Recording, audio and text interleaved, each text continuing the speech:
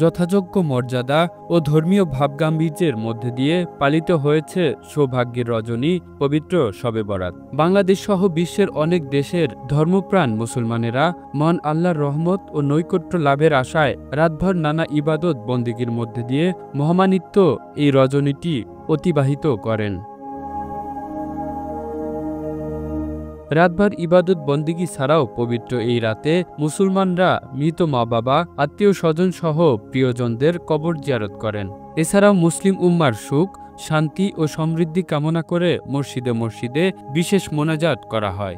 মধ্যপ্রাচ্য সহ বিভিন্ন মুসলিম দেশে রাতটি ততটা গুরুত্বের সঙ্গে পালিত না হলেও ভারতীয় উপমহাদেশে রাতটিকে বিশেষ গুরুত্বপূর্ণ বলে মনে করা হয়। এই রাতকে কেন্দ্র করে ধর্মীয় আবেগ ও ভাবগাম্ভীর্য বিরাজ করে।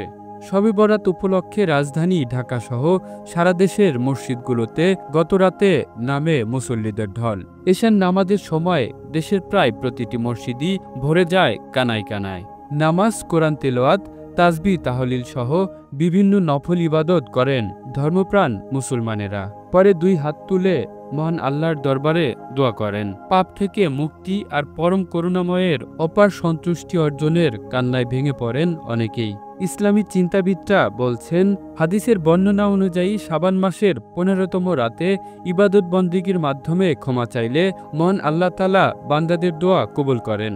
শবে বরাত উপলক্ষে ইসলামিক ফাউন্ডেশনের উদ্যোগে বাইতুল মোকাররম জাতীয় মসজিদে বিভিন্ন অনুষ্ঠানের আয়োজন করা হয়। এর মধ্যে ছিল ওয়াজ মাহফিল, কোরআন তেলাওয়াত, মিলাদ, হামদ, নাত, নফল ও তাহাজ্জুদের নামাজ আদায় এবং সবশেষে ফজরের নামাজের পর আখিরি মোনাজাত অনুষ্ঠিত হয়।